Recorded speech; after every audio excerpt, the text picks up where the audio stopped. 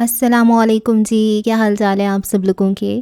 میں امید کرتی ہوں کہ آپ سب بالکل ٹھیک ہوں گے، خیریت سے ہوں گے۔ ناول بھرم بقا باطل بائی مہر النساء شاہ میر کی یہ قسط نمبر 17 ہے۔ پنڈی صدر کے پولیس تھانے میں رات کے فرائض انجام دینے والے افسران جمع ہو گئے تھے۔ سنتری اب نیند سے اونگتے ہوئے اپنے کاغذات سنبھال رہا تھا۔ سامنے والے ڈھابے سے چائے کا تھرمس بھر کر لایا گیا۔ رات کی گشت پر نکلنے والی پولیس موبائل کا ڈرائیور افسر کے آنے کا انتظار بڑی بیزاری سے کر رہا تھا۔ ایس ایچ او اپنے دفتر سے نکل کر اب گھر جا رہا تھا اور کوٹھڑی سے 3-4 لوگوں کو پیٹنے کی بڑی آوازیں آ رہی تھیں۔ ان سے ذرا فاصلے پر کرائم برانچ کے آفیسرز کا افریدی کی میز پر دستاویزات کا انبار لگتا چلا گیا۔ شکیل کی پوسٹ مارٹم رپورٹ آ گئی ہے؟ فائلز پر سر جھکائے افسر نے تحکم سے پوچھا۔ انگلیاں ورگردانی کرتی رہیں۔ جی سر، آ گئی ہے۔ پڑھ کر سناؤ ذرا۔ اس نے اپنے ماتحت کو حکم دیا اور خود کرسی پر ذرا سا پیچھے ہوا۔ میز پر پڑے روشنی کے آلے میں اس کے خد و خال دکھائی دیے۔ صاف رنگت اور مناسب قد کاٹھی کا حامل وہ افسر 35-36 کا آنکڑا پار کرتا ہوا نظر آ رہا تھا۔ آلۂ قتل کوئی تیز دھار چاقو تھا، لیکن موت دل کے دورے سے واقعہ ہوئی ہے۔ سینے، بازو اور انگلیوں پر چاقو کے زخم موت کے بعد دیے گئے ہیں۔ موت کا وقت رات 2:30 سے 2:30 بجے کے درمیان ہے۔ سلیم نے مرکزی نقطے پڑھ کر سنائے، پھر اپنے افسر کو دیکھا جو اب سگریٹ نکال رہا تھا۔ آگے پڑھوں کچھ؟ نہیں، اسے چھوڑو۔ یہ بتاؤ جائے وقوع پر کس کے فنگر پرنٹس ملے؟ فورس انٹری کا کوئی سائن یا قریب کسی CCTV میں کوئی آیا ہے؟ سگریٹ لبوں میں دباتے وہ اب اسے لائٹر کا شعلہ دکھا رہا تھا۔ پلنگ کی چادر، کمرے کے گلاس، پلیٹ اور کچھ اور چیزوں پر جو فنگر پرنٹس ملے ہیں وہ شکیل کے ماں اور باپ کے ہیں۔ کوئی فورس انٹری نہیں ہے۔ یوں لگتا ہے کوئی چھلاوا تھا جو آیا اور آ کر غائب ہو گیا۔ اور CCTV کی کیا بات کرتے ہیں سرکار، چھوٹا سا علاقہ ہے، کون سا CCTV؟ ٹھیک ہے، پھر بند کرو یہ مقدمہ۔ موت ویسے بھی ہارٹ اٹیک سے ہوئی ہے نا، اب اٹیک تو کسی کو بھی ہو سکتا ہے۔ لکھ تو محلے والوں کے بیان کے مطابق شکیل کی بہن کا آشنا آیا کرتا تھا اور کل رات شکیل نے اسے دیکھ لیا۔ اس سے پہلے کہ وہ غیرت کے نام پر اسے مارتا، اس آدمی نے شکیل کو مار دیا۔ ویسے بھی ڈرگ پیڈلر کی اولاد تھا چوڑا، مر گیا تو کیا غضب آ گیا؟ افسر بڑی اکتاہٹ سے بولا۔ سلیم نے احتجاج کے لیے زبان کھولنی چاہی مگر پھر بند کر دی۔ وہ ماتحت تھا، افسروں کے معاملات میں کیا ہی بولتا۔ دستاویزات اٹھائے جب وہ باہر نکل گیا تب افسر کی انگلیوں نے موبائل پر ایک پیغام لکھنا شروع کیا۔ مقدمہ کمزور ہے، آپ بے فکر ہیں، آپ کے بندے پر حرف بھی نہیں آئے گا۔ پیغام شہروں کی فصیل ٹاپتا فضاؤں سے سن گن لیتا روبینہ انصاری کے موبائل پر جگمگایا۔ سینے میں مقید سانس خارج ہوئی اور اس کا دھیان دوبارہ میٹنگ کی طرف ہو گیا، ایسے جیسے کچھ ہوا ہی نہیں تھا۔ کچھ ہوا تھا کیا؟ چند دن بعد میں نے ایک فیصلہ کیا ہے، صبح کے ناشتے کے وقت عالمگیر نے اعلان کرتے ہوئے کہا۔ یہ ناشتہ لال یمن میں منعقد ہوا تھا جس پر یافس اور انارہ کو خاص دعوت بھیجی گئی تھی۔ شاہویر سے کہو اپنے گھر والوں کو لے آئے، ایک بار مل لینے میں کوئی حرج نہیں ہے۔ نیم خوابیدہ آنکھیں لیے بیٹھی آرا بے اختیار چونک گئی۔ عالمگیر بے نیازی سے ڈبل روٹی پر مربع لگاتا رہا۔ اسلان نے اسے یوں دیکھا جیسے اس کا دماغ چل گیا ہو۔ سہراب اسے کھا جانے والی نظروں سے دیکھ رہا تھا۔ آرا تم اندر جاؤ اور جا کر شاہویر سے کہو وہ اگلے ہفتے اپنی ماں کو لے کر آئے۔ آرا کے کاٹو تو لہو نہیں بدن میں، وہ ٹکر ٹکر عالمگیر کا چہرہ دیکھے گئی۔ آر یو شیور چاچو؟ اس کے حلق سے پھنسی پھنسی آواز نکلی، ساتھ اسلان کو دیکھا۔ 100%۔ وہ اٹھی اور تیزی سے اندر کی جانب بھاگی۔ اس کے جانے کے بعد سہراب نے چمچ پلیٹ میں پٹخا، دونوں ہاتھ باہم ملائے عالم کی طرف متوجہ ہوا۔ یہ کیا بکواس تھی عالم؟ اس گھر میں آرا کی شادی نہیں ہو سکتی، شاہویر سے تو ہرگز نہیں۔ وہ میری بہن ہے عالم چاچو، اس کا ہر فیصلہ میں کروں گا، آپ نہیں۔ اسلان نے اس گفتگو میں حصہ ڈالا۔ کل رات وہ شاہویر کے گھر گئی تھی، پرسوں اگر وہ اسے کسی اور جگہ بھی لے گیا نا تو وہ جائے گی۔ اس کے نزدیک یہ غلط نہیں ہے، زمانہ بدل رہا ہے، اس سے اپنے طریقے سے چلاؤ گے تو منہ کی کھاؤ گے۔ آنے دو ان کو، یہ تم بھی جانتے ہو اور میں بھی کہ اس گھر میں کوئی یمن قبول نہیں کیا جائے گا۔ اگر آرا کا دل ٹوٹنا ہی ہے تو ہماری طرف سے کیوں ٹوٹے؟ اپنی تئیں وہ پتے کی بات بتا رہا تھا۔ آرا کی ماں نے اسے آزادی دی ہوئی ہے اور ہم میں سے کسی نے کبھی اس پر روک ٹوک نہیں کی۔ اچانک سے اسے پنجرے میں ڈالو گے تو اپنے ساتھ ساتھ ہمیں بھی زخمی کرے گی۔ مجھے آپ کی اس تقریر میں کوئی دلچسپی نہیں ہے۔ آرا کی شادی وہاں نہیں ہوگی اور یہ میرا آخری فیصلہ ہے۔ اور اس بات کا فیصلہ لینے والے تم ہوتے کون ہو؟ یہ آواز آرا کی تھی۔ وہ اس کے عقب میں کھڑی تھی، بازو سینے پر باندھ رکھے تھے، آنکھیں سنجیدہ تھیں۔ کل تک تو تم مجھ سے بات کرنا بھی پسند نہیں کرتے تھے اور آج اچانک تمہیں میرے رشتے کی پریشانی لگ گئی ہے؟ وہ پہلی بار دل آہرا والا تنفر لیے کہہ رہی تھی۔ میں جو کہہ رہا ہوں تمہارے بھلے کے لیے کہہ رہا ہوں، اسلحہ نے احتجاج کیا۔ تم مت چاہو میرا بھلا، 21 سال تک اکیلے دیکھا ہے، آگے بھی دیکھ لوں گی، اور اگر آپ میں سے کوئی بھی اب میری زندگی کے فیصلوں میں مداخلت کرے گا تو میں اپنی ماں کے پاس کراچی چلی جاؤں گی۔ قانون نے میری تحویل میری ماں کو دی تھی، کسی بھائی، چچا یا ماموں کو نہیں۔ شریعت نے مجھے میری مرضی کی شادی کرنے کی اجازت فراہم کی ہے اور آپ محض مرد ہونے کی بنیاد پر میرا بنیادی حق نہیں سلب کر سکتے۔ تمہیں لگتا ہے ہم تمہارے لیے غلط فیصلہ کریں گے؟ یافس نے پوچھا۔ بات خود مختاری کی ہے ماموں، کم از کم ایک 22 سالہ لڑکی کو یہ اختیار ہونا چاہیے کہ وہ اپنی شادی کا فیصلہ خود لے سکے۔ اور اگر وہ غلط نکلا تو؟ دور کہیں اس کے دل کو دھکا لگا مگر ارادے متزلزل نہ ہوئے۔ میری زندگی، میرے پچھتاوے۔ سہراب چپ کا چپ ہو کر رہ گیا۔ انارا نے آج پہلی بار اس کے سامنے بلند آواز میں بات کی تھی۔ اسلان اب تک اسے دیکھ رہا تھا جہاں وہ غائب ہوئی تھی، اور عالمگیر، اس نے آج سہراب کی آنکھوں کا تاثر چوری کر لیا جس میں صاف صاف لکھا تھا، کہا تھا نا، میں شادی اور میل ملاقات کا حصہ نہیں ہوں۔ کرسی دھکیلتا سہراب اٹھ گیا۔ اسلان اپنی جگہ بیٹھا رہا۔ اس کی سنجیدہ آنکھیں کسی گہری سوچ میں لگ رہی تھیں، چہرہ بے تاثر۔ وہ حصہ بنے گا تمام حصے کاٹنے کے لیے۔ سیاہ رنگ کی SUV فراٹے بھرتی ہوئی تارکول کی سڑک پر دوڑ رہی تھی۔ دوپہر کا وقت تھا، اسکول، کالج اور دفتروں سے چھٹی ہو چکی تھی، لہٰذا سڑکوں پر گاڑیوں کے رش کی معقول وجہ تھی۔ ڈرائیونگ سیٹ پر بیٹھا مرد سفید رنگ کی ڈریس شرٹ میں ملبوس تھا، سیاہ کوٹ سیٹ کی پشت پر ٹانگ رکھا تھا۔ اس کی دوسری جانب بیٹھی سبیحہ بیزاری سے موبائل پر کالز ملا رہی تھی، لیکن ہر دفعہ ایک ہی جواب سننے کو ملتا، آپ کا مطلوبہ نمبر اس وقت بند ہے، براہ مہربانی تھوڑی دیر بعد کوشش کریں۔ کسے کال کر رہی ہو سبی؟ گاڑی چلاتے ہوئے جلال الدین نے اپنی منکوہہ سے پوچھا، ساتھ گاڑی میں موسیقی چلا دی۔ کتنے دن ہو گئے ابیر سے بات کی ہوئے؟ میں نے اسے ایک موبائل دیا تھا، وہ نمبر بھی بند آ رہا ہے۔ عالمگیر میری کالز نہیں اٹھا رہا، سمجھ نہیں آ رہی ہو کیا رہا ہے۔ اس نے جھنجھلاتے ہوئے موبائل نشست پر ڈال دیا اور سر نشست کی پشت سے جوڑ کر ناک کی ہڈی دبانے لگی۔ کم نسل ہے عالم، اوقات دکھا رہا ہے۔ ابیر اس کی بیٹی ہے اور تم جانتی ہو عالم اسے لے کر بہت پوزیسو ہے، تمہیں اسے موبائل فون نہیں دینا چاہیے تھا۔ جلال نے تبصرہ کیا۔ کیوں نہ دوں؟ وہ اس زمانے کی بچی ہے اور عالم نے آج تک اس کی شناسائی ڈزنی لینڈ سے نہیں ہونے دی۔ کہتے یہ باربی اور یہ ایلسا، سنڈریلا میری بیٹی کو ہر مشکل میں جادو کے ذریعے نکلنا سکھائیں گی۔ میں اپنی بیٹی کو یہ غیر حقیقی کردار دکھا کر کمزور نہیں کرنا چاہتا۔ واٹ ربش! جلال نے ہاتھ جھلایا۔ اس دور میں بھی اتنی دقیانوسی سوچ! ایک قاتل سے اور کیا امید رکھ سکتے ہیں ہم؟ سبیحہ تنفر سے بولی۔ وہ کیوں چاہے گا اس کی بیٹی کا ذہن کھلے؟ اچھا بس اپنا موڈ خراب کیوں کر رہی ہو؟ تم ابیر کے اسکول چلی جانا اگر اس سے ملنے کا اتنا ہی دل چاہ رہا ہے۔ اس گھٹیا آدمی نے اسکول انتظامیہ سے کہہ رکھا ہے کہ سوائے یمن خاندان کے کسی اور کو ابیر سے ملنے نہ دیا جائے۔ اسے برا لگ رہا تھا، حد سے زیادہ برا۔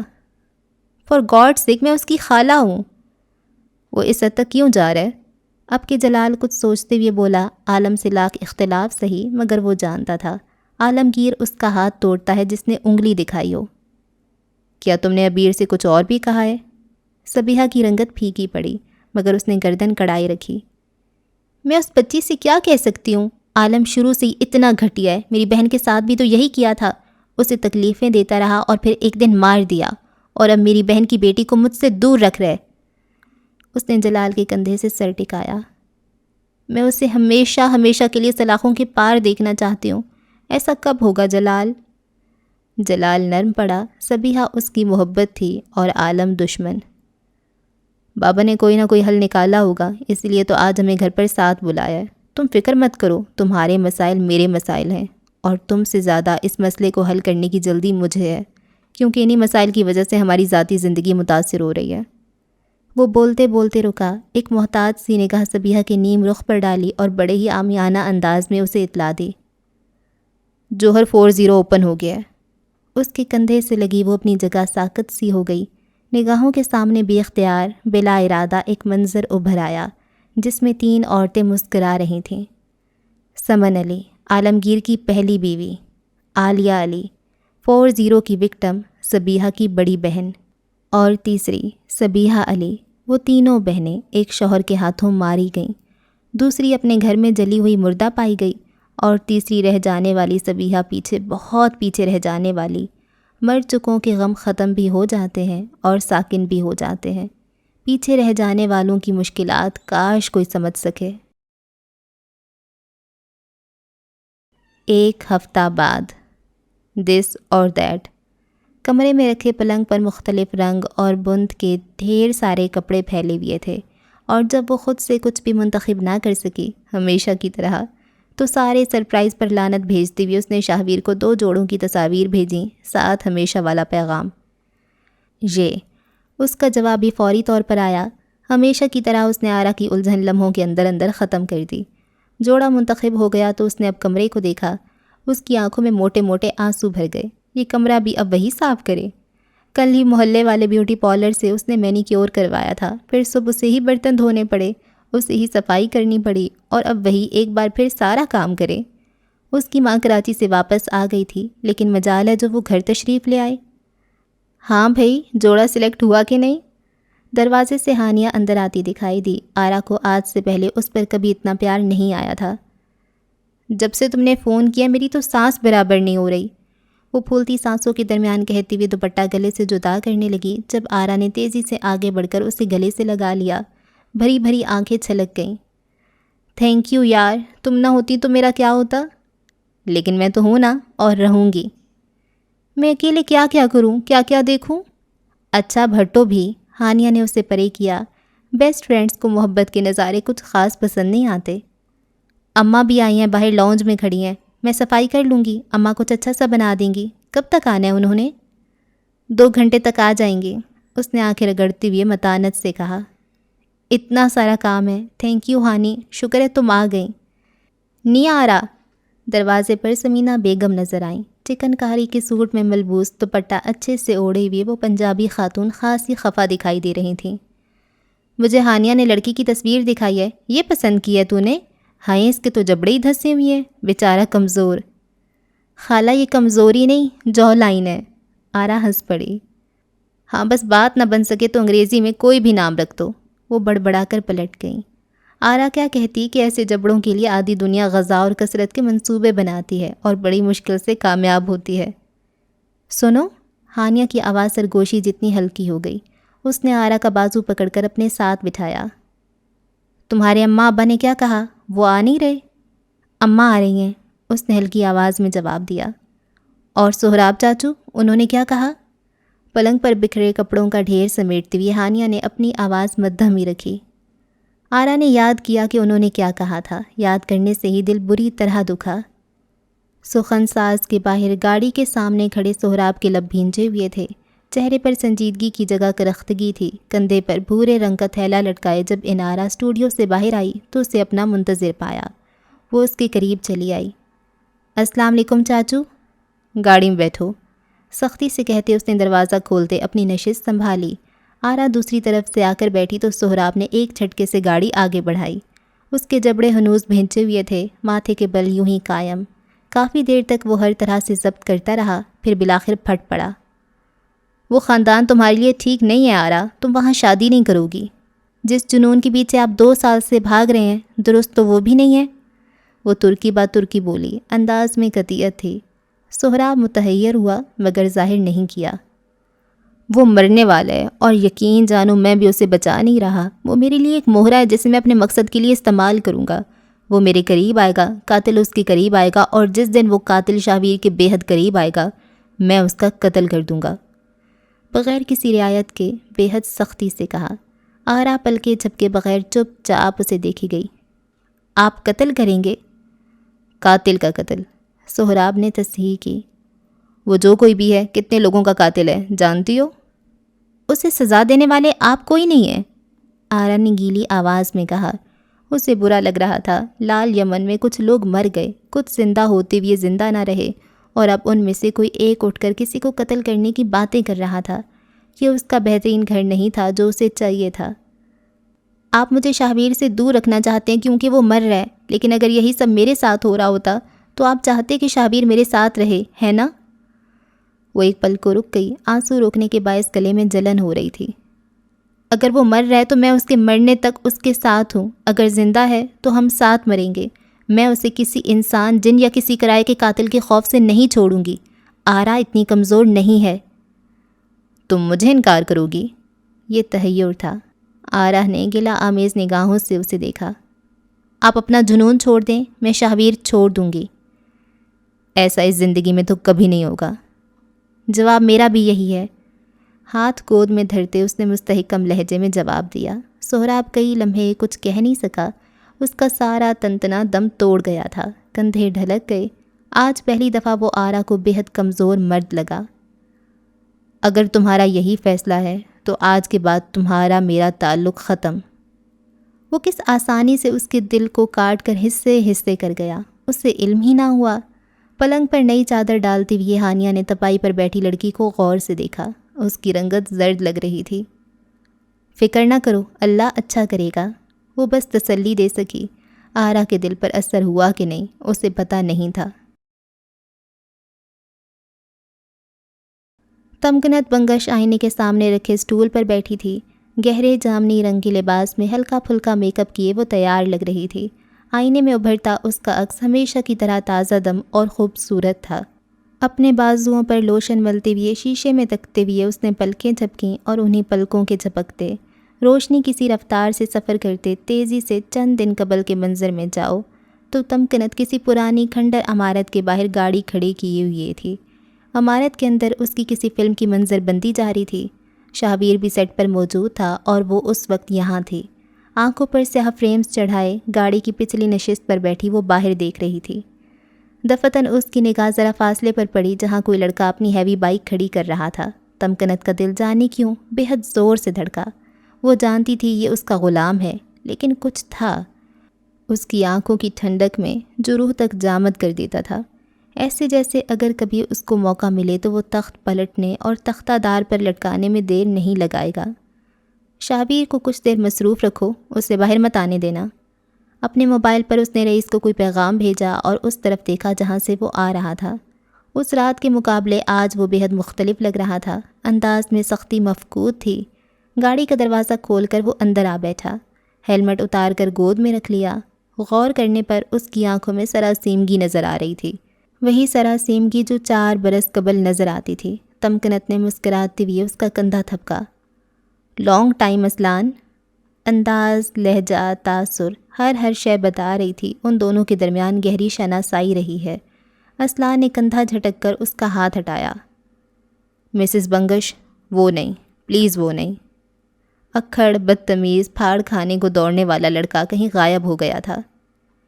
میری بہن کو اس سب سے دور رکھیں، اس کا کوئی قصور نہیں ہے، پلیز۔ آپ جو کہیں گی، جیسا کہیں گی، میں سب کرنے کو تیار ہوں۔ کیا واقعی؟ لیکن میرے آدمی کہہ رہے تھے کہ تم آج کل ٹف ٹائم دینے لگے ہو، کیا ایسا نہیں ہے؟ وہ لب کاٹ کر رہ گیا۔ وہ کاٹ کھانے کو دوڑنے والا، وہ چہرے پر تلخی کے تھپڑ مارنے والا آج اتنا مختلف کیوں لگ رہا تھا؟ نہیں، میں کچھ نہیں کر رہا، میں وہ سب کروں گا جو آپ کہیں گی۔ میری بہن بہت معصوم ہے، اسے سب کے درمیان مت گھسیٹیں، یہ سب ہمارے درمیان رہنا چاہیے۔ اگر آپ اسے بیچ سے نکال دیں تو میں دوبارہ آپ کے لیے کام کروں گا۔ اس کی مسکراہٹ گہری ہوتی گئی، آنکھوں میں رعونت پہلے سے زیادہ بڑھ گئی۔ یقین مانو اس سب میں میرا کوئی ہاتھ نہیں، اور اگر ہوتا تو شاہویر میرا وہ بیٹا ہے جو ان معاملات میں مجھے نہیں لاتا۔ تمہاری بہن واقعی معصوم ہے، لیکن میرا بیٹا بھی معصوم ہے۔ ہم دونوں کو کوئی حق نہیں پہنچتا کہ ہم 2 معصوم لوگوں کی محبت کے درمیان آئیں، ہے نا؟ آپ اسے منع کر دیں، آپ اس کو کہیں کہ یہ رشتہ نہیں ہو سکتا۔ آپ نے عالم کے ساتھ بھی تو یہی کیا تھا۔ ایک بار پھر کر دیں، آرا کا دل ٹوٹ جائے گا اور وہ واپس آ جائے گی، پھر سب صحیح ہو جائے گا۔ آپ پلیز۔ اسلان بے بسی کی انتہا پر تھا۔ اسلان، اسلان، اسلان۔ اس کا کندھا سہلاتے وہ سرگوشی نما آواز میں اسے پچکارنے لگی۔ اب میں کچھ نہیں کر سکتی، اب کچھ ہو ہی نہیں سکتا۔ میرے بیٹے کا دل میں نہیں توڑ سکتی، وہ واقعی تمہاری بہن سے محبت کرتا ہے، بے انتہا محبت۔ میری بہن کی زندگی مت خراب کریں پلیز۔ اس نے دونوں ہاتھ تمکنت کے آگے جوڑ دیے، آنکھوں میں منت تھی، گیلا پن اور عاجزی بھی۔ تو میرا کام کر دو، پھر جو تم چاہو۔ میں نہیں مار سکتا، یہ ہو ہی نہیں سکتا۔ اس نے نفی میں سر ہلایا۔ اس سے کوئی فائدہ نہیں ہوگا، میری بات مانیں۔ وہ ابھی مزید کچھ کہتا کہ تمکنت نے ہاتھ اٹھا کر اسے خاموش کروا دیا۔ فیصلہ تمہارے ہاتھ میں ہے، وہ کرو جو مجھے چاہیے، اور تم آزاد، تمہاری بہن، تمہارا خاندان بھی آزاد۔ اس نے ڈرائیونگ سیٹ پر بیٹھے مرد کو اشارہ کیا۔ وہ گاڑی سے اتر کر آیا، اسلان کا بازو دبوچ کر اسے اتارا۔ وہ پژمردہ اور کمزور لگ رہا تھا۔ کیا تھا اس بوڑھی عورت کے پاس جس نے اسلان یمن کو کمزور کیا؟ پلیز مسز بنگش، میری بات سنیں، میں آپ کے فائدے کی بات کر رہا ہوں۔ وہ التجا کرنے لگا، بات کرنے کے لیے آگے آنے لگا، مگر تمکنت کا ملازم اسے گھسیٹ کر آگے لے جانے لگا۔ میری بہن کو چھوڑ دیں پلیز، میں… اسی لمحے عمارت کے اندر سے شاہویر باہر آتا دکھائی دیا۔ موبائل کان سے لگائے آس پاس نگاہ دوڑاتے وہ یکدم ٹھہر گیا۔ محافظ نے اسے دیکھتے ہی اسلان کا بازو چھوڑ دیا۔ شاہویر نے اسے پکارنا چاہا، پھر رک گیا۔ عجیب جنگلی سا آدمی تھا، بات بات پر لڑنے مرنے کو آ جایا کرتا تھا۔ اس نے بے اختیار اپنی ہتھیلی دیکھی، وہاں اب بھی کئی خراشیں تھیں۔ یہ بھی اسلان ہی کی مرہون منت تھا۔ صرف ایک ملاقات میں وہ خود کو چند دنوں کے لیے یادگار بنا گیا تھا۔ جنگلی۔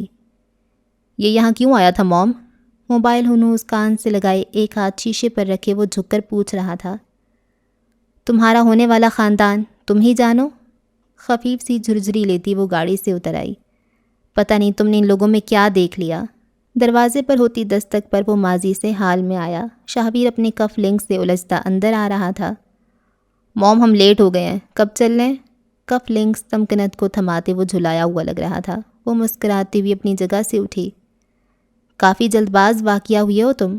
اس نے شاہویر کا بازو آگے کیا اور کف کے کھلے سوراخ میں کف لنک اٹکایا۔ مجھے تو لگتا ہے آج کے آج تمہارا نکاح پڑھوا کرانا پڑے گا۔ شاہویر ہلکا سا مسکرایا۔ نکاح نہیں، کیونکہ اگر نکاح ہو گیا تو اگلے دن اسے یہاں لے کر آ جاؤں گا۔ فی الحال آپ کا بیٹا منگنی سے بات چلا لے گا۔ تم مجھے ہر روز حیرت میں ڈال رہے ہو ویر۔ دونوں بازوؤں پر کف لنکس لگا کر وہ شاہویر کا ہاتھ اپنے ہاتھ میں لیے کھڑی ہو گئی۔ 26 سال شادی اور منگنیوں کی عمر نہیں ہے، ابھی تو تم نے بہت آگے جانا تھا۔ اسے پیچھے چھوڑ دیا تو کبھی آگے نہیں جا سکوں گا، اور اگر چلا گیا تو آگے جانا زوال کی طرف جانا ہوگا۔ گردن پھیر کر وہ شیشے میں دیکھنے لگا۔ سفید رنگ کے شلوار قمیض میں اس کی اجلی رنگت دمک رہی تھی۔ بڑی ہوئی داڑھی میں وہ جاذب نظر لگ رہا تھا۔ گلے کی زنجیر اس نے اپنی جگہ پر درست کرتے ہوئے اس نے خود پر بھرپور نگاہ ڈالی۔ آئینہ بعض دفعہ اسے ٹھٹکا دیتا تھا۔ جو ہو رہا ہے ہونے دیں، مجھے یقین ہے سب اچھا ہوگا۔ مڑ کر اپنی ماں کی تسلی کروائی۔ تمکنت جواباً خاموش رہی۔ اسے یقین تھا یمن اور بنگش خاندان کے درمیان کچھ اچھا نہیں ہو سکتا، وہ بھلا ہونے دے سکتی تھی۔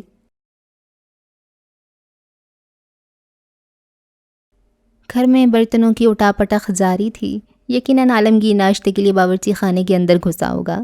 اسے جب تک اپنے لیے نیا ملازم نہ مل جاتا وہ یوں ہی ہر یمن کی زندگی عذاب میں ڈالنے والا تھا۔ سہراب صبح سے گھر سے غائب تھا اور اسلان اپنے کمرے میں پلنگ کے کونے پر براجمان تھا۔ موبائل کی کھلی اسکرین پر اس کا جعلی ویزا تھا، غیر قانونی دستاویزات اور روانگی کا پروانہ بھی۔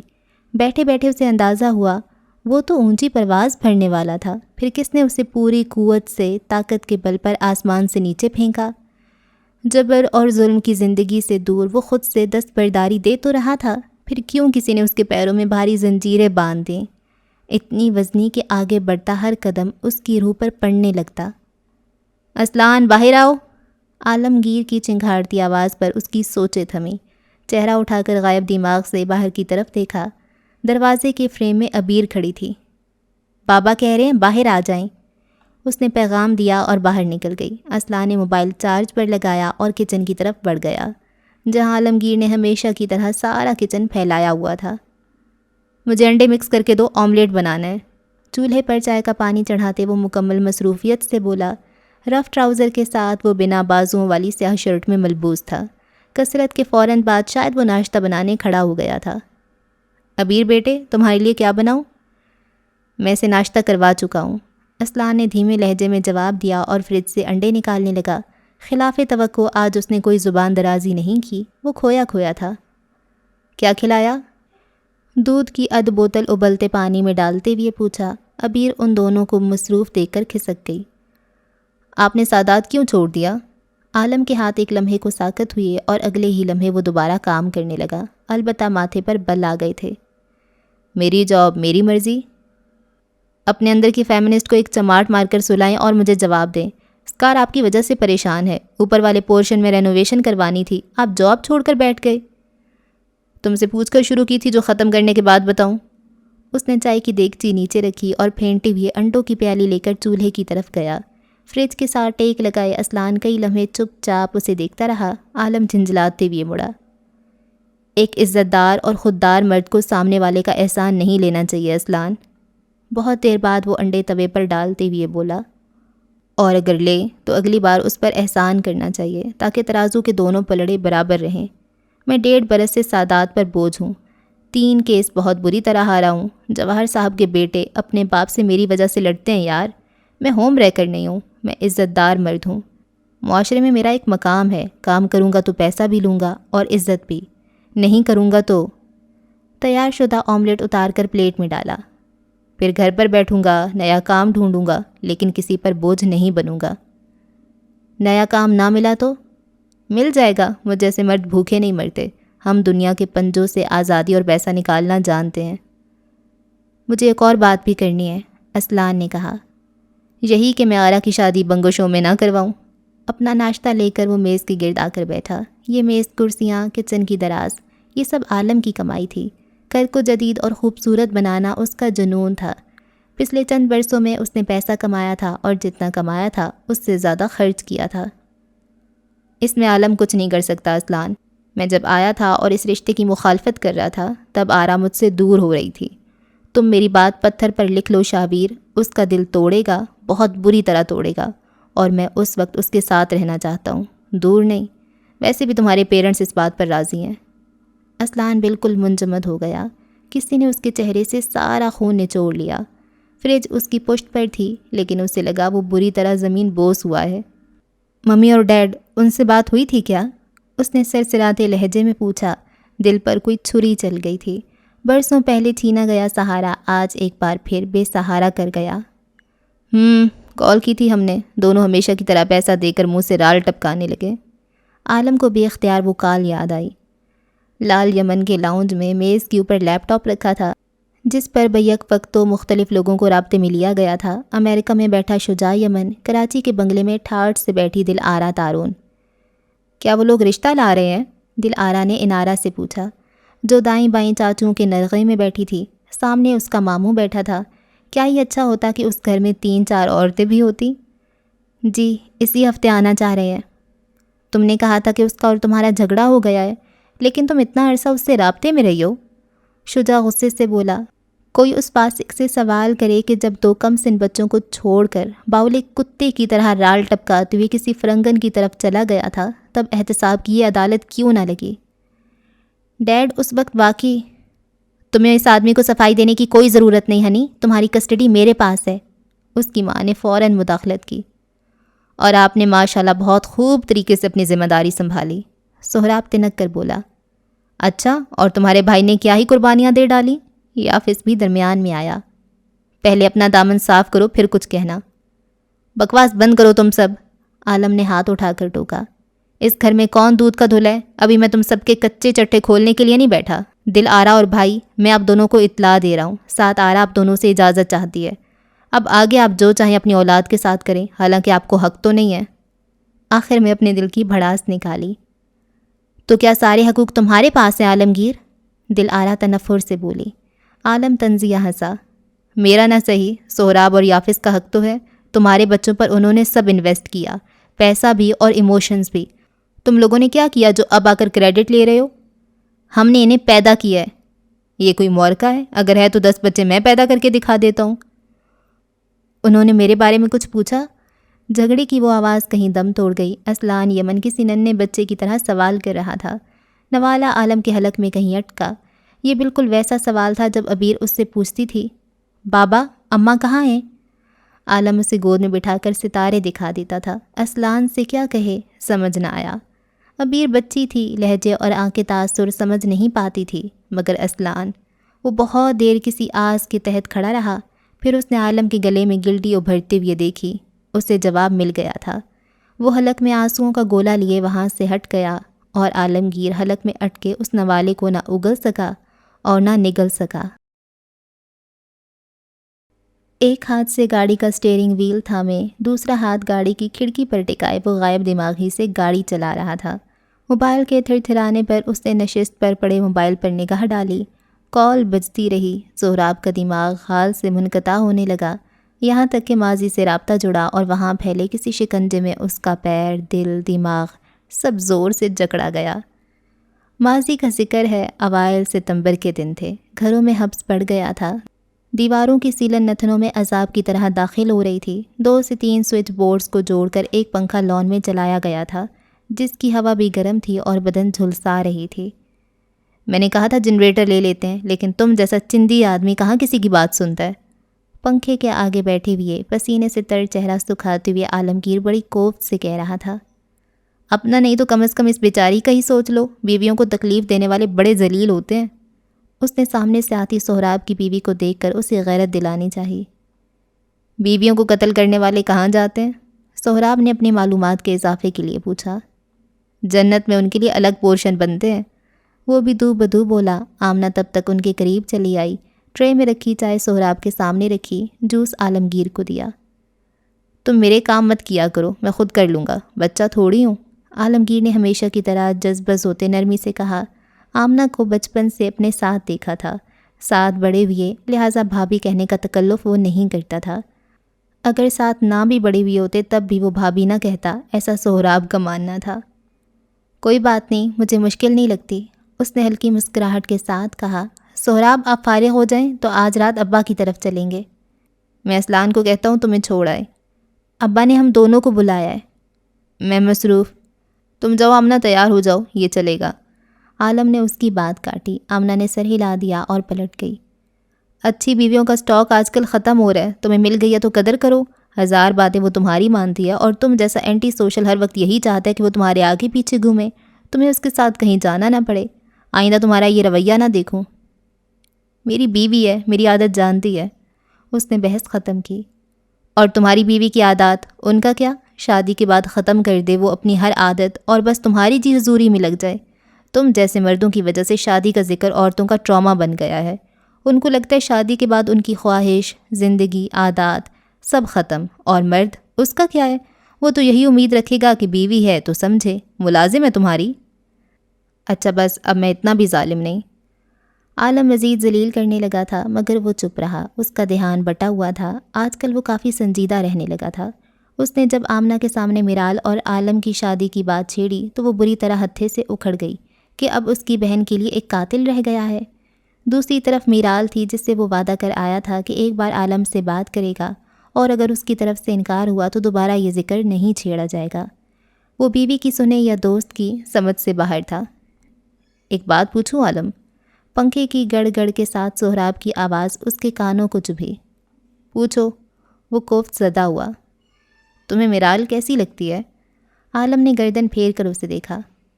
کیا مطلب کیسی لگتی ہے؟ بچپن سے مجھ سے لڑتی آئی ہے، اسکول اور کالج میں یہ ٹاپ کر لیتی تھی اور میں ابا سے گالیاں کھاتا تھا۔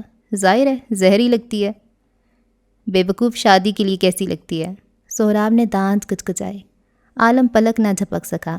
شادی؟ ہاں، میرال اور تمہاری شادی۔ تمہیں وہ شادی کے لیے کیسی لگتی ہے؟ عالم ٹکر ٹکر اس کا چہرہ دیکھتا رہا۔ میرال سے اس کے تھوڑے بہت اختلاف بچپن سے ہوتے آئے تھے، لیکن جتنی لڑکیوں کو وہ جانتا تھا وہ ان میں سب سے بہترین تھی۔ ایک بچی کا باپ لوگوں کے بقول 2 عورتوں کا قاتل، کم از کم وہ اس کی حقدار نہیں تھی، ایسا عالم کو لگا۔ آنیسٹلی شی ڈیزروز بیٹر، بے لاگ انداز میں تبصرہ کیا۔ میرا اور اس کا کوئی جوڑ نہیں، وہ تمہیں پسند کرتی ہے، سہراب نے اضافہ کیا۔ اور یہ معجزہ کب ہوا؟ وہ باقاعدہ ہنس پڑا۔ جب ہم کالج میں تھے۔ اب کیا عالم چونکا۔ تمہیں تاجور کے علاوہ کوئی نظر نہیں آتی تھی، ورنہ میں ہمیشہ سے چاہتا تھا کہ تم اور میرال ساتھ رہو۔ اس نے لمحے بھر کا توقف کیا۔ تم کہو تو میں بات چلاؤں؟ عالم گم سم سا اسے دیکھتا رہا۔ وہ زندگی کے اس مقام پر تھا جہاں کسی کو زندگی میں شامل کرنے کے لیے اسے صرف محبت نہیں دیکھنی تھی۔ میں ایک بار اس سے مل لوں پھر کوئی فیصلہ کروں گا۔ تم شیور وہ واقعی مجھ سے شادی کرنا چاہتی ہے؟ اب کیا قسم کھاؤں؟ سہراب جھلایا۔ یہی جھلاہٹ حال کے سہراب کے چہرے پر تھی، مگر زیادہ دیر تک نہیں۔ اس کی گاڑی ایک چھوٹے سے کوارٹر کے باہر آ کر رکی تھی، جس کے دروازے کے ساتھ والی دیوار پر شہروز شیرازی کے نام کی تختی لگی تھی۔ کچھ دیر بعد سہراب چھوٹے سے ٹی وی ہال میں بیٹھا تھا جہاں اسے ملازمہ بٹھا کر گئی تھی۔ میں نے رشتے والوں کو لال یمن بلایا ہے، یافس کا فلیٹ بہت چھوٹا ہے۔ موبائل پر عالم کا پیغام پڑھتے وہ اکتایا۔ عین اسی لمحے چوکھٹ پر کوئی نمودار ہوا۔ آہٹ پر سہراب نے نظریں اٹھائیں۔ گہری بھوری آنکھیں ہلکی سرمئی آنکھوں سے ملیں۔ وہ ہلکا، بہت ہلکا ہی مسکرایا۔ ساری کلفت اور بیزاری ہوا ہو گئی۔ آمنہ کا چہرہ البتہ سنجیدہ رہا۔ وہ آگے آئی، سہراب کے سامنے سے گزر کر صوفے پر بیٹھنے لگی تھی کہ سہراب نے اس کا ہاتھ تھاما، پھر ابرو استفہامیہ انداز میں اٹھائے۔ شوہر سے ملنے کا تکلف بھی نہیں کریں گی؟ شوہر کو میری کوئی پرواہ ہے؟ نروٹھے پن سے کہتے ہوئے اس نے ہاتھ چھڑوانا چاہا، مگر سہراب کی گرفت ہلکی نہیں تھی۔ اس نے آمنہ کا ہاتھ اپنے کندھے پر رکھا۔ تمہاری فکر ہے اس لیے یہاں آیا ہوں۔ اب کہ اس نے اسے اپنی طرف کرتے ہوئے نرمی سے گلے لگایا، دونوں بازو اس کے گرد باندھے، تھوڑی اس کے سر پر ٹکا کر آنکھیں موند لیں۔ جلتے ہوئے دل کو ٹھنڈک مل گئی تھی۔ تمہارے ابا سے کہو میری بیوی کو قبضے میں لینا بند کریں، میں اسے بہت مس کرتا ہوں۔ اسے یوں ہی گلے سے لگائے آنکھیں موندے وہ تکان سے بولا۔ آمنہ بغیر مزاحمت کے اس کے قریب کھڑی رہی، آنکھیں پانی سے بھر رہی تھیں۔ عالم سے نفرت اور مسئلے ایک طرف، اس کے گناہوں کی وجہ سے وہ اپنے شوہر سے دور رہ رہی تھی۔ یہ کرب اسے کھا رہا تھا۔ ابا غلط نہیں ہے سہراب، ایک بیٹی جس گھر میں قتل ہوئی ہو، وہ اسی گھر میں دوسری بیٹی کیسے بھیج دیں؟ وہ بہت دیر بعد بولی۔ میرال کی وفات کے بعد شیراز صاحب آمنہ کو اپنے گھر لے آئے تھے۔ سہراب نے ہر طرح کی منت سماجت کر کے دیکھ لی، مگر وہ ٹس سے مس نہ ہوئے۔ ان کا کہنا تھا کہ جس دن سہراب یمن عالمگیر کو ان کی بیٹی کا قاتل مان لے گا، اس دن وہ آمنہ کو ساتھ جانے دیں گے۔ عالم قاتل نہیں ہے۔ اس کی یہی بات 2 برس قبل بھی ان کے درمیان آ گئی تھی، اور آج بھی۔ آمنہ اس سے دور ہوئی، سہراب نے بھی گرفت ہلکی چھوڑ دی۔ اب وہ دونوں روبرو تھے۔ سہراب چہرہ جھکائے اسے دیکھ رہا تھا۔ چلے اگر وہ نہیں بھی ہے، آپ اگر ایک بار ابا کے سامنے ایسا کہہ دیں گے تو کیا ہو جائے گا؟ تمہیں لگتا ہے یہ بات صرف شیرازی صاحب تک رہے گی؟ معذرت مگر تمہارے ابا عورتوں سے زیادہ پیٹ کے ہلکے ہیں اور ان کی انا آسمان سے زیادہ بلند ہے۔ جس دن میں یہ کہہ دوں گا کہ عالم قاتل ہے، وہ چوک پر ڈھنڈورا پیٹتے ہوئے نظر آئیں گے۔ تو وہ دانت پر دانت جما کر ضبط سے بولی۔ تو کیا یہ بہتان ہے؟ میرا بھائی مسخ ہو جائے گا۔ میں نے ابا سے وعدہ کیا تھا کہ اس کا خیال رکھوں گا۔ تم چاہتی ہو میں اسے زندہ قبر میں دھکیل دوں؟ قبر میں تو آپ نے ہم دونوں کے تعلق کو دھکیلا ہوا ہے، آمنہ چلائی۔ آپ کو بیوی سے زیادہ بھائی عزیز ہے، میری کوئی اوقات نہیں آپ کی نظر میں۔ سہراب کے اعصاب تن گئے۔ اگر تمہاری کوئی حیثیت نہ ہوتی تو ہر 2 ماہ بعد تمہیں منانے نہ آتا۔ تمہارے ابا سے کتنی بار منت کرنے آیا ہوں، کوئی حساب ہے تمہارے پاس؟ اگر آپ صرف ایک بار میرے ابا کے سامنے کہہ دیں کہ آپ کا بھائی قاتل ہے، اس نے میری بہن کو مارا ہے، تو ابا مجھے آپ کے ساتھ بھیج دیں گے۔ ہمارے درمیان عالم اور شیرازی صاحب کو تم لائی ہو، اور نکالو گی بھی تم ہی۔ میرا بھائی قاتل نہیں ہے۔ اگر وہ میرا بھائی نہ ہوتا تب بھی بغیر کسی ثبوت اور گواہ کے میں اسے قاتل نہ کہتا۔ تم بہتان کو بہت چھوٹی چیز سمجھتی ہو، میں نہیں۔ یہ پلٹ کر آتا ہے آمنہ، میری بات سمجھنے کی کوشش کرو۔ آج میں اسے تباہ کروں گا تو کل میں یا میری اولاد تباہ ہوں گے۔ ہم الگ گھر میں رہیں گے، عالم ہمارے ساتھ نہیں ہوگا۔ میں لینے آیا ہوں تمہیں، چلو میرے ساتھ اور یہ ضد چھوڑ دو۔ آمنہ آزردگی سے اسے دیکھتے ہوئے صوفے پر بیٹھ گئی۔ آپ نے میری زندگی تباہ کر دی سہراب، اس نے سر ہاتھوں میں گرا لیا۔ میں نے نہیں، تمہارے ابا کی ناانصافی اور تمہاری بزدلی نے۔ وہ بھی ترکی با ترکی بولا۔ تمہیں اپنے حق فوراً یاد آ جاتے ہیں، میرے حقوق کا کیا؟ تم میری نافرمانی کرتی ہو، اپنے باپ کی باتوں میں آ کر تم نے 2 سال سے ہمارے درمیان لکیر کھینچی ہوئی ہے۔ پورے 2 سال مری کی برف میں پڑا تمہارا شوہر سڑتا رہا، اور تم یہاں باپ کی لاج رکھے بیٹھی رہیں۔ وہ تمہارا باپ ہے اور میں کچھ نہیں، اور اب بھی تمہیں اتنی اوڈیسٹی ہے کہ تم کھڑے ہو کر مجھ سے سوال جواب کر رہی ہو۔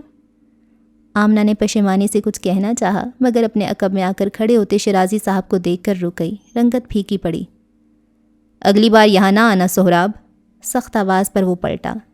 میری غلطی تھی کہ تمہیں یہاں آنے کی اجازت دے دی، لیکن اب سے تم یہاں نہیں آ سکتے۔ اگلی بار جب آؤ تو فیصلہ کر کے آنا۔ فیصلہ تو آپ کر رہے ہیں انکل، آپ نے خادم بٹ صاحب کے ساتھ مل کر عالم کو جیل بھیجا، میں ایسا سوچ بھی نہیں سکتا تھا کہ آپ اس حد تک جا سکتے ہیں۔ اس کی رنگت میں سرخیاں گھل رہی تھیں۔ میں جب تک اسے پھانسی کے پھندے پر نہیں چڑھاؤں گا سکون سے نہیں بیٹھوں گا۔ پھندے تک جانے سے پہلے آپ کو مجھ تک آنا ہوگا شہروز صاحب، وہ میرا بھائی ہے، گلی کا کوئی غنڈہ موالی نہیں جسے آپ اٹھا کر جیل میں پٹخائیں گے تو کوئی اس کا وارثی کرنے نہیں آئے گا۔ میں ہر دفعہ اس کی پشت پر کھڑا نظر آؤں گا۔ تم بھائی بچاتے رہو اور میں اپنی بیٹی کو تم سے خلا دلوا رہا ہوں، اگلی ملاقات اب عدالت میں ہوگی۔ وہ غرائے۔ سہراب تو سہراب آمنہ تک پہنچا کر رہ گئی۔ 2 برس تک اپنے شوہر سے دوری اسے قبول نہ سہی مگر وہ صبر کر گئی تھی، لیکن خلا، اس کے پیروں سے زمین اور آسمان یکلخت غائب ہوئے۔ سہراب کئی لمحے کچھ کہہ نہیں سکا، وہ اس لفظ کے لیے تیار نہیں تھا۔ کوشش کر کے دیکھ لیجئے، خلا کے لیے آپ کی ضد نہیں، میری بیوی کی رضامندی چاہیے ہوگی، اور مجھے یقین ہے وہ مجھے نہیں چھوڑے گی۔ رہی بات آپ کے گھر کی، اس نے پلٹ کر آمنہ کو دیکھا، آنکھوں میں کرچیاں تھیں۔ اب میں یہاں تب آؤں گا جب میری بیوی مجھے بلائے گی، اور اگر اس نے بلایا تو بھول جائیے گا کہ سہراب کسی پابندی کو مانتا بھی ہے۔ یہ تنبیہ تھی آمنہ کے لیے بھی اور شاید اس کے اپنے لیے بھی۔ واپس جاتے بھی اس کا دماغ سائیں سائیں کر رہا تھا۔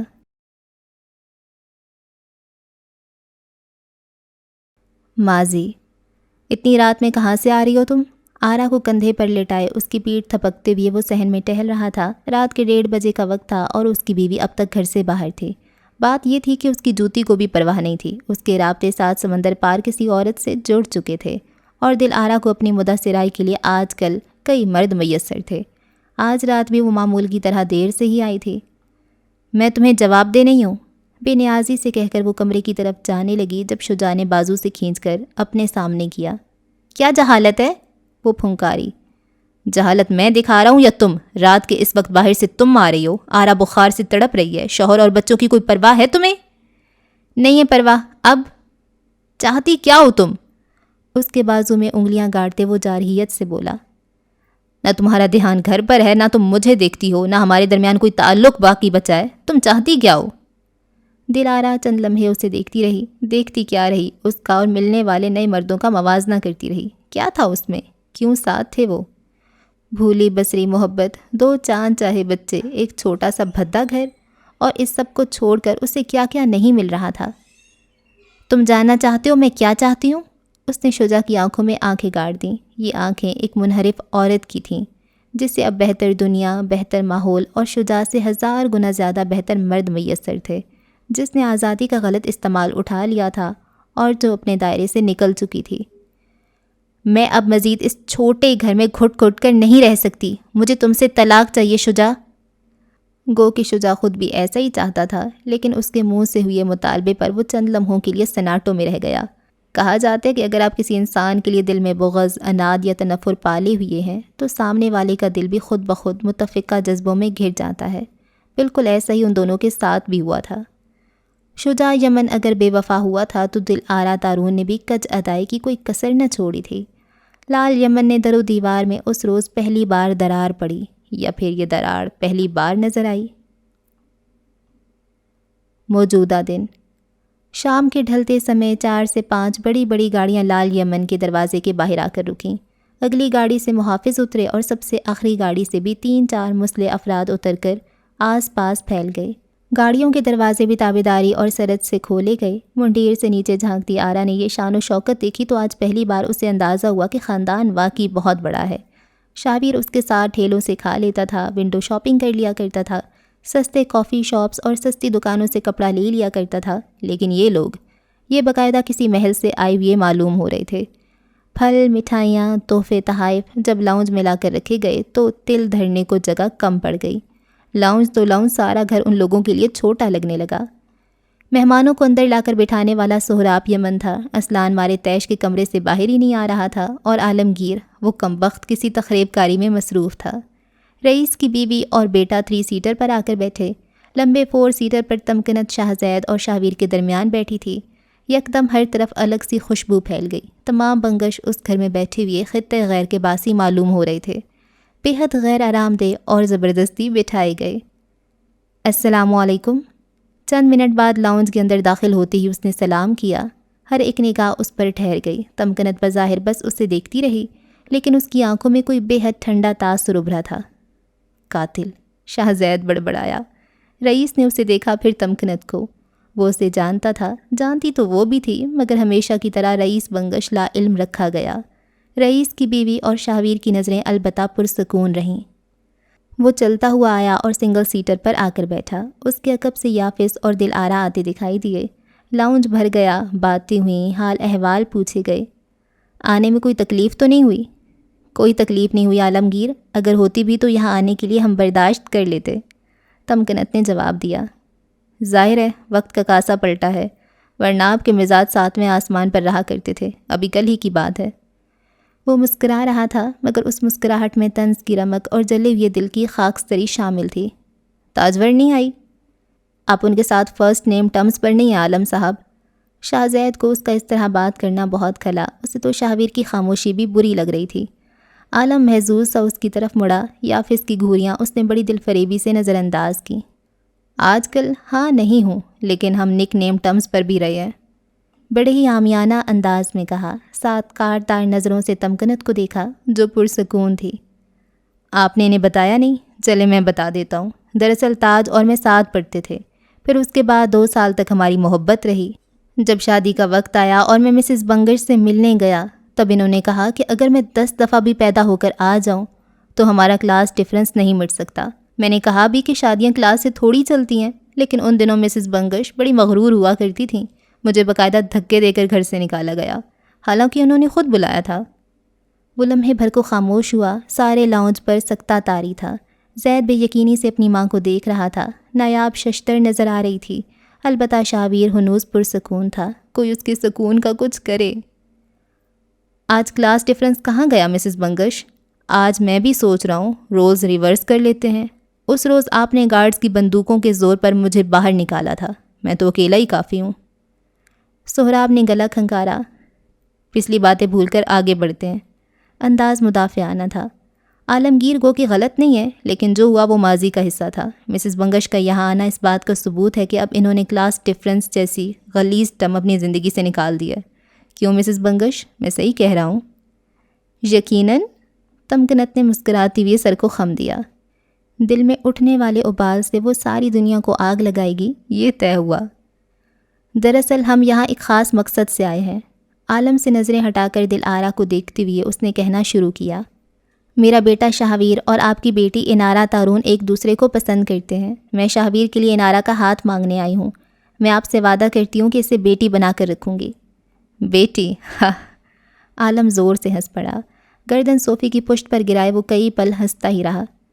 سگی تو آپ اپنی سگی بیٹی کی بھی نہیں تھی مسز بنگش۔ اگر آپ کو اتنا ہی مسئلہ تھا میری ماں سے تو ہمیں یہاں بلانے کا مقصد؟ شاہزید تندہی سے بولا۔ تمکنت نے اس کے ہاتھ پر اپنا ہاتھ رکھا، مگر اس نے ہٹا لیا۔ اگر میری بہن کے ساتھ آپ کا کوئی تعلق تھا بھی تو اب آپ کو اتنا گریسفل ہونا چاہیے کہ اس کا ذکر نہ کریں، وہ اب شادی شدہ ہے۔ کوہنی صوفے کے ہتھے پر جمائے، مٹھی لبوں پر جمائے عالم محظوظ ہوا۔ یعنی تم امیر لوگ جس کا چاہے دل توڑو، جسے چاہے ذلیل کرو، اور جب ہم احتساب کریں تو 3-4 انگریزی لفظ بول کر ہمیں خاموش کروا دو۔ اب آپ اپنی حد پار کر رہے ہیں۔ اول تو عالمگیر کسی حد کو مانتا ہی نہیں، دوئم لہجہ اونچا تو مجھے میرے باپ کا بھی نہیں پسند۔ سوالی بن کر آئے ہو، نظر نیچی اور لہجہ دھیما رکھو، ورنہ اٹھا کر باہر پھینکواؤں گا۔ ہم یہاں اپنی بےزتی کروانے آئے ہیں کیا؟ زید بھڑکا۔ شاہویر نے اسے تادیبی نظروں سے دیکھا۔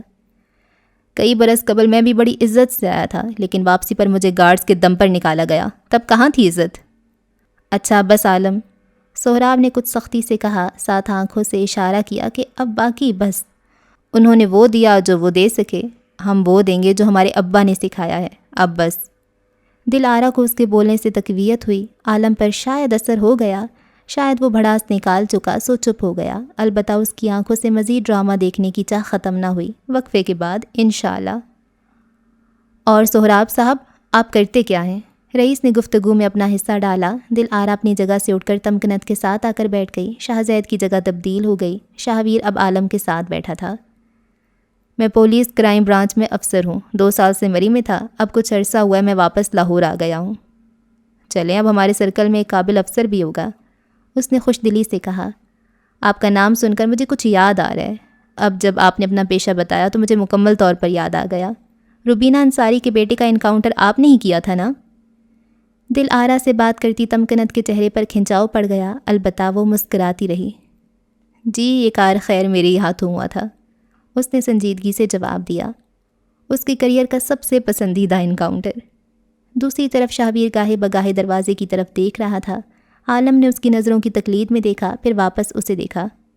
کیا ارادہ ہے تمہارا؟ کس بارے میں؟ شاہویر نے بھی اسے دیکھا. آواز دونوں کی ہلکی تھی، ایسے کہ بس وہی دونوں سن سکیں. انارا کے بارے میں؟ درست ارادے رکھتا ہوں، اس لیے اپنا سارا خاندان یہاں لایا ہوں. اب خواہ مخواہ میری نیت پر شک کر رہے ہیں. وہ بڑے بڑے مکالمے لکھ سکتا تھا، مگر یہاں بیٹھ کر اپنی محبت کے گھر والوں کو منانے کے لیے اسے الفاظ کی قلت کا سامنا کرنا پڑا. میں شک نہیں کر رہا، مجھے یقین ہے کہ تمہاری ماں اپنے کسی بھی بچے کو سکون کی زندگی گزارنے نہیں دے گی. میری ماں پاکستان میں رہے گی اور میں مستقبل میں نیو یارک شفٹ ہو رہا ہوں. ہاتھ اٹھا کر بات کرتی ہوئی وہ ہمیشہ کی طرح بااعتماد نظر آ رہا تھا. یہاں میرا کوئی مستقبل نہیں. اگر آپ کو کوئی سیکیورٹی چاہیے تو میں اپنا نیو یارک والا فلیٹ آرا کے نام لکھ دوں گا. اپنی جائیداد کا آدھا حصہ اس کے نام منتقل بھی کر سکتا ہوں. عالم کی جگہ کوئی اور ہوتا تو ابھی اس کے ہاتھ پر بیعت کر دیتا، مگر وہ کمبخت ان فاسقوں سے خوب آشنا تھا. تم سر پر قرآن بھی اٹھا لو تو بھی میں یقین نہیں کروں گا. بیزاری سے کہتے اس نے تمکنت کو دیکھا جو مسلسل مسکراتے ہوئے دل آرا کی بات سن رہی تھی. ساتھ ہی عالم کی نظر صوفے کے ساتھ رکھی چھوٹی میز پر پڑی. وہاں ایک پھولوں کا گلدستہ رکھا تھا جس میں چاکلیٹ سجے تھے. وہ مڑا، آنکھوں میں چمک لیے شاہویر کو دیکھا. تمہیں شاید یاد نہ ہو، لیکن تم چھوٹے تھے تب میں کئی بار تاجور کو لینے آتا تھا، کبھی پک کرنے بھی. چاکلیٹس کی خاصی شوقین تھی وہ، میں ہمیشہ اس کے لیے لایا کرتا تھا. یہاں شاہزید ہوتا تو اس وقت اس کا جبڑا توڑ چکا ہوتا، لیکن یہ شاہویر تھا. انگلی سکن پٹی سہلاتے وہ ہلکا سا مسکرایا. آنکھوں کی چمک ویسی تھی جیسے عالم کی. میں واقعی چھوٹا تھا، مجھے یاد نہیں، لیکن آپ کافی بڑے ہیں اور یادداشت اچھی ہوگی. اس نے کنکھیوں سے میز پر پڑے گلدستے کی طرف اشارہ کیا. یہ آرا کے فیوریٹ چاکلیٹس ہیں، انہیں دیکھیں اور برانڈ یاد کر لیں. میں تو ہر دفعہ خوار ہوتا ہوں پھر یہی لاتا ہوں. وہ بھی چاکلیٹس کی کافی شوقین ہے، لیکن خاص طرح کے. آپ کی بھتیجی مجھے بہت خوار کرواتی ہے یار. عالم چند لمحے اسے دیکھتا رہا، پھر ڈھٹائی سے ہنس پڑا. یہ اچھا تھا. شاہویر جواباً ہلکا سا مسکرایا. آئی نو. دل آرا کی کسی بات پر تمکنت نے اس بات میں جواب دیا، پھر شائستگی سے پوچھا، کیا اب ہم انارا سے مل سکتے ہیں؟ شیور، میں بھی بلا کر لاتی ہوں. دل آرا کہتی بھی اٹھی. شاہویر بے اختیار سیدھا ہو بیٹھا. باقی سب یوں ہی باتوں میں مصروف رہے. دل آرا کو جاتے دیکھ کر تمکنت بنگش کو اپنی بیٹی شدت سے یاد آئی. اوکے جی، اس ایپیسوڈ کو ہم یہاں پہ ختم کرتے ہیں. اور کیا سے کیا ہو گیا دیکھتے دیکھتے. اسلان اور تمکنت کا کوئی ریلیشن ہے. اسلان تمکنت کے لیے کام کرتا ہے، تمکنت روبینہ کے ساتھ کام کرتی ہے، اور روبینہ کا کوئی بندہ ہے جو کہ شکیل کو مار دیتا ہے، اور پولیس روبینہ کو کہتی ہے کہ ہم آپ کے بندے کا نام نہیں آنے دیں گے، اور جو اس کو مارتا ہے وہ پریویلیج کلر ہے، اور روبینہ کے بیٹے کو سہراب نے مارا ہے، اور سہراب عالمگیر کا بھائی ہے. یہ کیا چکر ہے؟ بہت سی چیزیں کنیکٹڈ ہیں اسلان اور. اچھا، یہ جو تمکنت ہے مجھے لگتا ہے یہ بہت سے کالے دھندوں میں ملوث ہے. کوئی ڈرگز وغیرہ کا ہوگا، شاید کوئی قتل شتل کے کام ہوں گے، یا جو بھی ہوگا کوئی غلط کاموں میں ملوث ہے. اور روبینہ بھی. اور اسلان کا کیا سین ہے؟ اسلان بڑی عزت سے اس سے بات کر رہا ہوتا ہے اور کہہ رہا ہوتا ہے. اچھا، اسلان شاید ایک اسفند بھی ہے نا بندہ، شاید اسفند اور تمکنت کے انڈر کام کرتا ہے اسلان. اور وہ کرتا کیا یہی نہیں پتہ نا، بندوں کو مارتا ہے، پر وہ کہتا ہے میں یہ قتل نہیں کر سکتا. کون سا قتل؟ ویسے وہ قتل کرتا رہتا ہے کیا، ہے نا؟ اور تمکنت کہتی ہے کہ تم وہ اس کو قتل کر دو تو پھر میں کر لوں گی، میں یہ رشتہ نہیں ہونے دوں گی. ورنہ وہ مان گئی ہے. وہ کیسے مان گئی؟ اسی طرح مان گئی کہ بعد میں کوئی چال چلوں گی. ابھی بیٹے کے سامنے اچھی بن گئی ہے. اور صحیح ہے بھائی. اچھا، وہ جو اس کی وائف ہے، سہراب کی وائف آمنہ، مجھے لگتا ہے یہاں پر وہ اپنے ہسبینڈ کے ساتھ بہت زیادتی کر رہی ہے. چلو تمہاری بہن کو تمہیں لگتا ہے کہ وہ قاتل ہے، سب کچھ ہے، لیکن سہراب تو قاتل نہیں ہے نا. تم اپنی بہن کا ساتھ دو، وہ اپنے بھائی کا ساتھ دے، وہ سب ٹھیک ہے، لیکن آپ لوگ اپنی میرڈ لائف کیوں خراب کر رہے ہو؟ اور اس کے ابا بھی دیکھیں، اگر ایک بیٹی کا چلو جو بھی ہوا ہے تو دوسری بیٹی کا تو گھر نہ تباہ کرے نا، اور وہ کہہ بھی رہا ہوتا ہے کہ ہم الگ رہیں گے، تو بس یہیں پہ بات ختم ہو جاتی ہے۔ ان کو لگتا ہے کہ سہراب بیوی کے لیے اپنے بھائی کو چھوڑ دے گا، یہاں پہ بھی تو پھر ضد آ جائے گی، تو وہ اگر بیوی کو چھوڑ دے یا تو یہ بھی تو کتنی غلط بات ہے۔ بیوی بھی اس کی غلط کر رہی ہے، سہراب تو غلط نہیں کر رہا، خیر سہراب صحیح ہے اپنی جگہ پہ، اور عالم نے کوئی قتل شتل نہیں کیا ہوگا، یہ میں آپ کو بتا رہی ہوں۔ ہاں، اور کیا ہوا ہے؟ خیر جی، اور کچھ بھی نہیں ہوا، بس دعا میں رکھیں یاد۔ اللہ حافظ۔